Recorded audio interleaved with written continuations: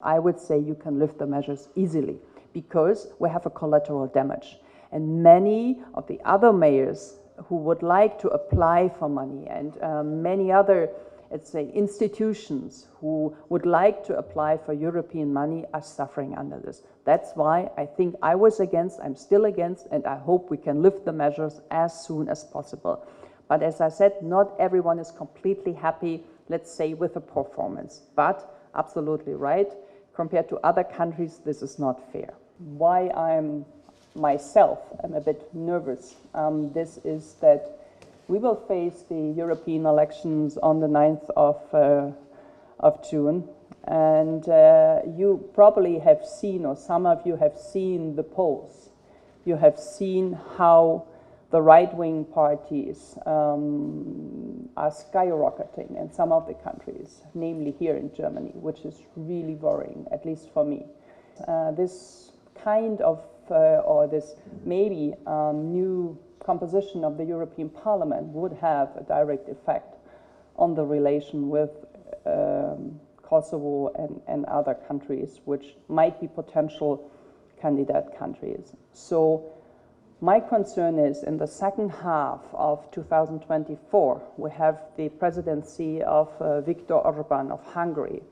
We have a new European Parliament where we have not the not a clear, I would say, majority on the support of Kosovo. This might be the case. So here, that is my honest plea as a big friend of Kosovo. I really hope that we see some progress within the next weeks, within the next month, before we go into the real election campaign, because then Brussels will be mainly shut down and everyone will be very much occupied on the electoral matters. Of course, you can always blame the other side for not doing enough. And that's normal. That's what we do as politicians. Yeah? If things don't go the way, I mean, even in Berlin, they blame Brussels for coming up with the wrong Green Deal, with the wrong this and that. So that is also not too much uncommon. Yeah? But nevertheless, I would still say this ASM is not new. The idea of coming up with an ASM is nothing which came by yesterday. It stems from 2013, so it's 11 years known that at some point, according to the ratified agreement, Kosovo has to come up with a proposal. And I think that was clearly communicated during the last years and months.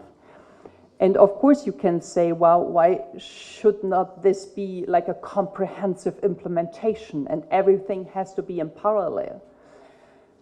Yes, I do understand this, this wish. We want to have the de facto recognition before we come up with the implementation. And this is absolute legitimate, a legitimate request.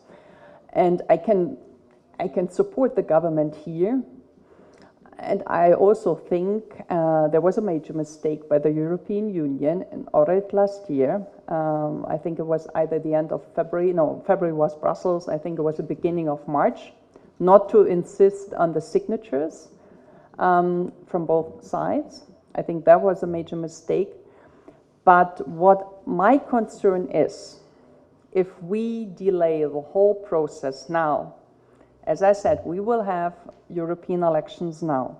I am not exactly sure whether I spoke of a terrorist attack in my first tweets or statement, because I wasn't fully aware of what was going on.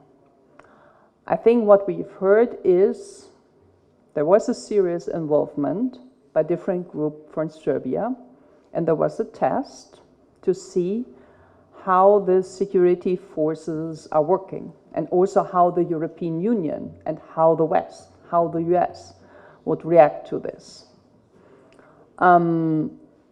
Was that a danger of an immediate war? I would say, lucky us here, we have the KFOR soldiers. And I think it's good that NATO decided to increase the numbers of the soldiers. I think this is your reassurance. This is what this region needs, don't get me wrong. I think for a good reason, NATO has decided to go on this robust security measures.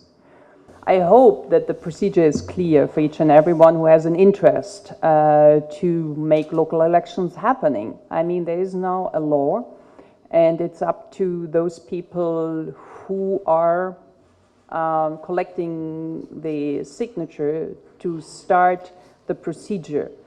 I had heard that not everyone is fully aware of how the legal procedure will take place. I think this has to be solved, this question, but in general, I would not say it is possible or it's impossible. I think it depends on the initiator to start collecting the signatures and then go ahead. I mean, the 20% of signatures of the potential voters is the benchmark.